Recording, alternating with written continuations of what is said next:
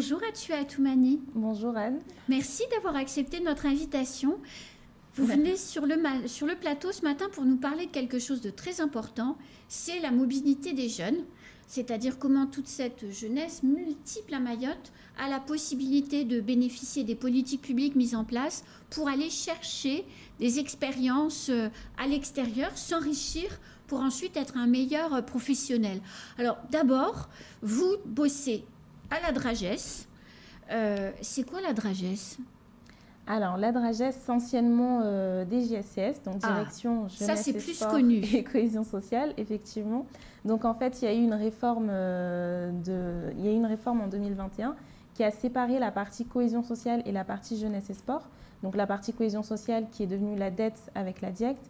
Et nous, jeunesse et sport, on a rejoint le ministère de l'Éducation nationale. Donc, la Dragès est une direction du rectorat ? En partie, oui. Donc, on est une délégation régionale académique. D'accord.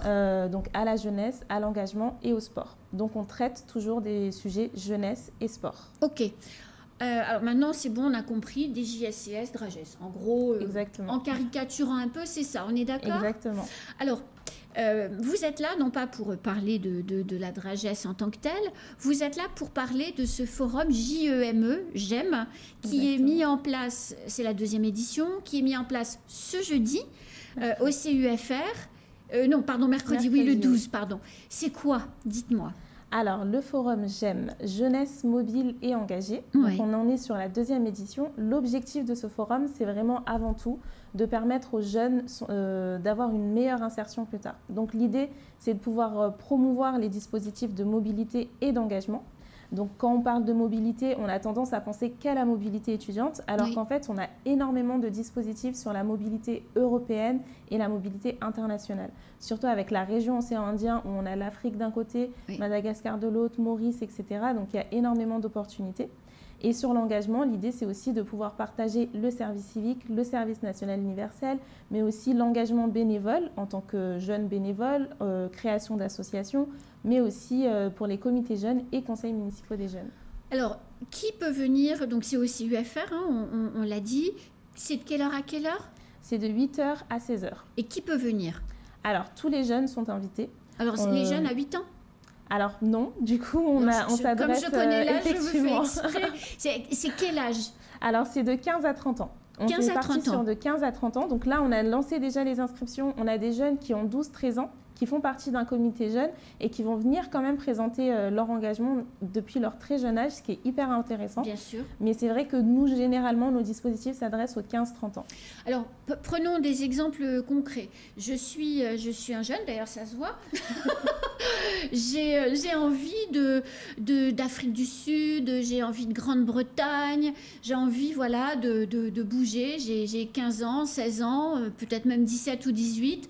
Je ne sais pas trop ce que je veux faire de ma vie, mais il y a une chose qui est sûre, c'est que j'ai envie de partir un peu de Mayotte, même si je sais que je vais revenir après.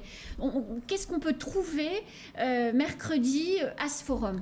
Alors mercredi, ce qui est intéressant aussi justement à souligner, c'est qu'on ne sera pas que nous en tant que présentateurs. Oui. Donc la journée, elle est séparée en deux. On a une matinée qui sera essentiellement dédiée à de la conférence. Donc la conférence où on aura des interventions d'associations, de mairies, collectivités qui vont venir présenter justement comment eux, ils exploitent les dispositifs qu'on déploie.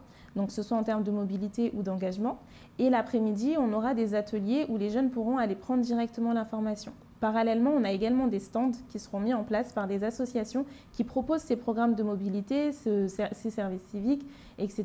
Et donc le jeune pourra aller justement, en venant à la journée, aller voir l'association qui propose par exemple, un temps, on a une association en décembre qui part en Tanzanie pour aller faire du bénévolat au sein d'un orphelinat par exemple. Donc le jeune, s'il veut avoir plus d'infos, il peut venir au forum, contacter l'association, enfin voir l'association et justement prendre toutes les informations pour participer.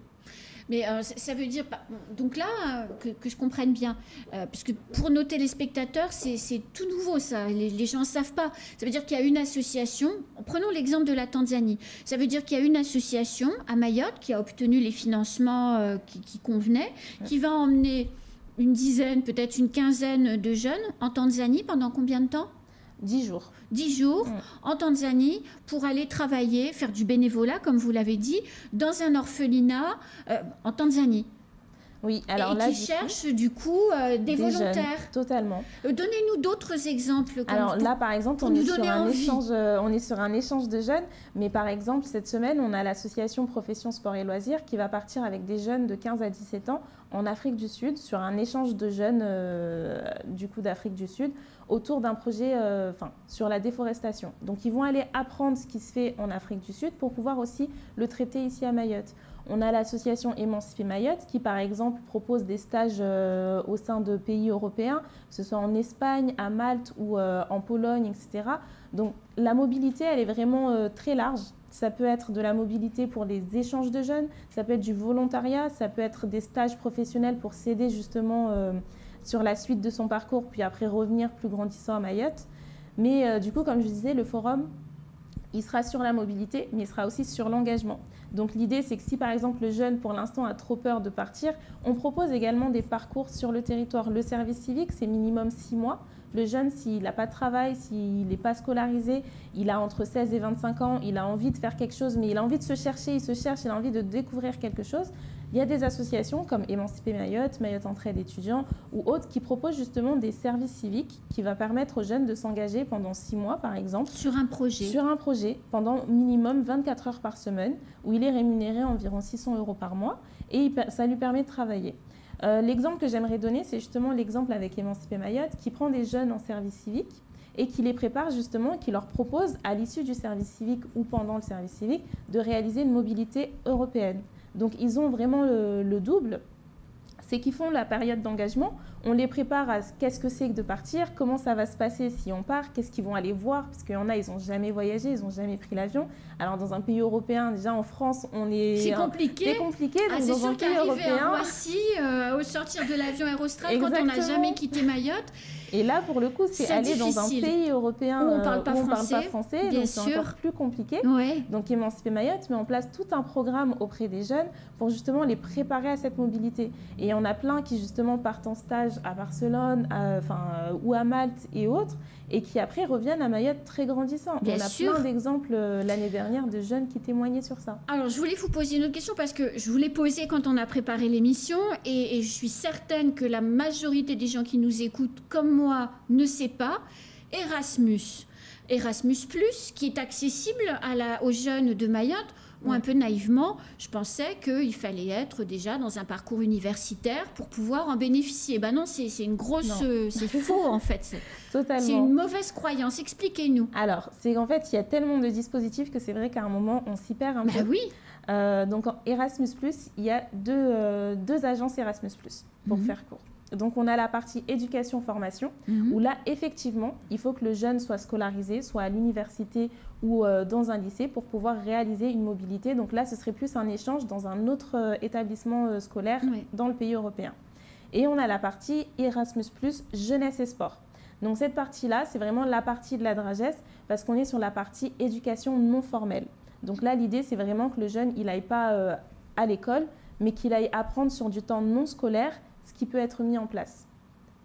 Et toutes ces informations-là, on va les trouver mercredi. Donc, on peut y aller avec ses parents. Quand on est un jeune de, je ne sais pas, 15 ans, 16 ans, on a encore quand même besoin de ses parents et pour décider, et pour réfléchir. On va avec ses parents à ce forum.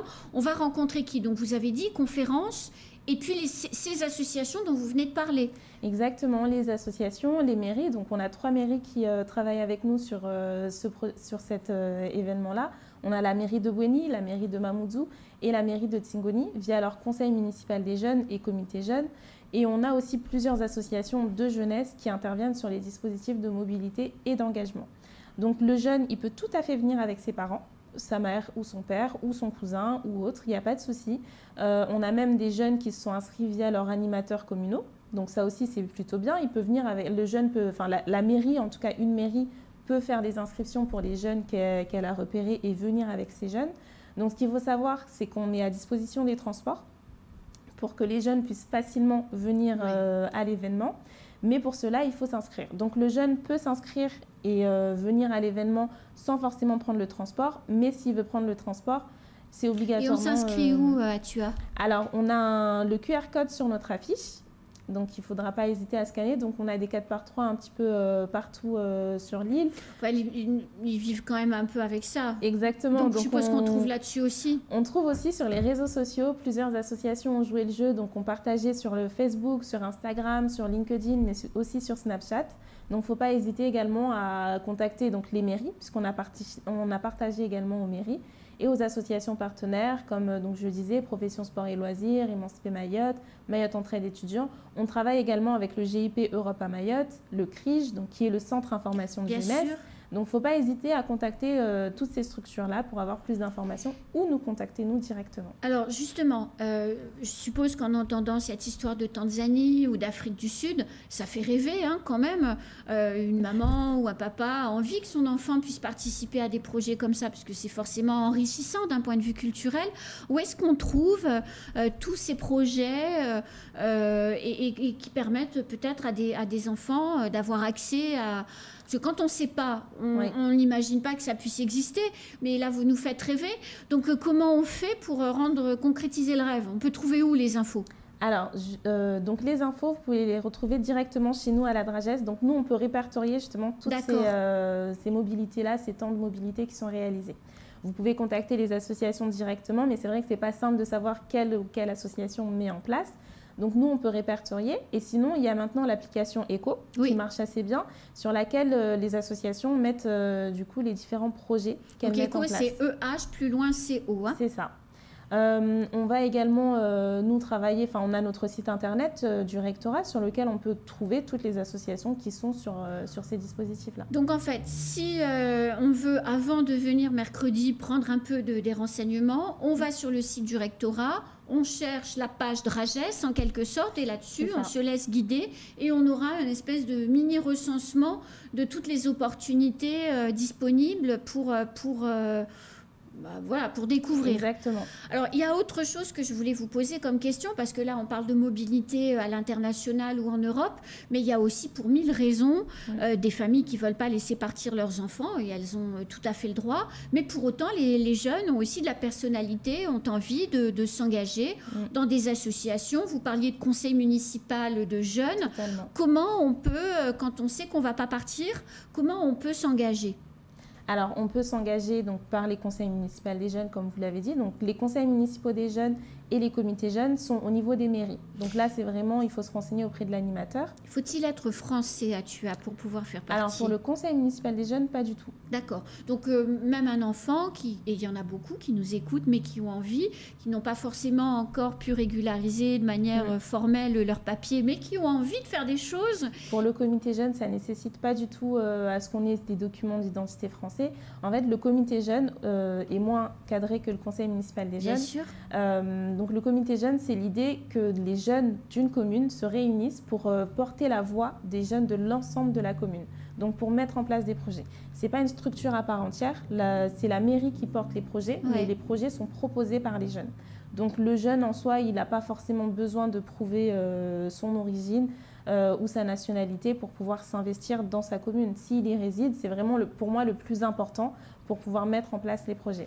Donc quelqu'un qui sait qu'il ne partira pas pour toutes ces raisons qu'on a évoquées, et ils sont nombreux ces jeunes-là, ils peuvent quand même venir mercredi, ils trouveront également, peut-être on parlait de déforestation en Afrique du Sud, mais enfin il y a de la déforestation ici aussi, il y a peut-être aussi des projets mis en place ici qui cherchent des bénévoles. Exactement, et justement je tiens à insister sur cette partie recrutement, un petit peu. Donc on a des associations qui seront là avec des offres de services civiques, des offres de bénévolat. Donc les jeunes ne doivent pas hésiter aussi s'ils veulent venir avec un CV, s'ils veulent venir avec une candidature, ils peuvent parce que les associations seront vraiment là et ils pourront échanger en direct avec ces associations-là pour pouvoir savoir s'ils pourront s'engager après, soit sur un service civique, soit sur une mission de bénévolat, que ce soit quelques heures par semaine ou que ce soit sur un engagement de plus longue durée. Alors il y a autre chose que j'aimerais évoquer avec vous parce que c'est une opportunité géniale pour des jeunes gens. Vous avez parlé de service national universel. Donc c'est ce temps qu'on peut aller passer dans un projet humanitaire ou associatif à l'étranger, en Afrique en l'occurrence. Comment ça marche ça à TUA? Alors le service national universel, c'est pas forcément à l'étranger. Donc le service national universel, le SNU, c'est un dispositif pour les 15 à 17 ans qui est partagée en 3 phases différentes. Donc la première phase qui est un séjour de cohésion de 10 jours avec plusieurs jeunes sur le territoire. Donc ils vont apprendre les valeurs de la République, la laïcité, etc. Et à la suite, ils doivent remplir une mission d'intérêt général de 84 heures ou 12 jours. Cette mission d'intérêt général, elle peut se dérouler à Mayotte au sein d'une association ou dans un pays étranger à l'international ou européen, dans le cadre d'une mission aussi d'intérêt général international. Alors, c'était pas SNU que je voulais dire, c'était volontaire international. Oui, alors le volontariat international, donc qu'on appelle volontariat de solidarité internationale, l'objectif c'est qu'un jeune, là par contre ça s'adresse vraiment aux jeunes déjà diplômés, oui, qui puissent partir sur un temps 12 mois ou plus, donc c'est généralement des temps d'engagement assez longs, au sein d'un pays international sur une mission de solidarité internationale. Donc il peut être social, c'est souvent social, mais qui peut être aussi environnemental. Totalement. Ça peut être environnemental, ça peut être social, ça peut être culturel aussi, ça peut être sportif. Donc on en a plusieurs justement qui sont proposés par l'association France Volontaire Océan Indien. Donc il y en a à Madagascar, il y en a à l'île Maurice, il y en a au Kenya, il y en a en Tanzanie, il y en a aussi au Mozambique. Donc il ne faut pas hésiter effectivement à candidater.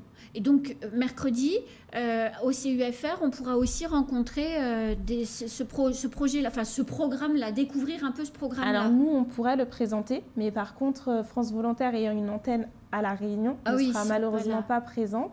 Mais nous, on peut éventuellement, oui, il n'y a pas de souci. Et puis le CRIJ travaille très bien avec France Volontaire et diffuse les offres de volontariat de solidarité internationale. Et le CRIJ sera présent, je suppose, mercredi. Ouais, totalement. Bon, donc en fait, si je résume, mercredi, si on est jeune, qu'on a envie de bouger, qu'on a envie de s'engager, on a un seul truc à faire. Exactement. C'est aller au CUFR. Sachant qu'il y a des bus mis en place, il y a une restauration proposée, il y aura des goodies aussi proposés par nous, mais aussi par les différents partenaires qui seront présents. Donc, par contre, pour bénéficier de tout ça, il faut éventuellement, obligatoirement s'inscrire. Oui, j'allais dire éventuellement, pas vraiment. En fait, il faut s'inscrire obligatoirement. Donc, pour les bus, ils peuvent s'inscrire sans forcément dire qu'ils vont prendre le bus. Ils ne sont pas obligés de le prendre. Oui. Mais il faut s'inscrire pour la restauration et les goodies. C'est vraiment important pour nous. Pour prévoir. Exactement. Bien sûr. Une meilleure organisation derrière. Et donc, pour s'inscrire, c'est ce que vous disiez tout à l'heure avec le QR code. Vous pouvez nous le rappeler ?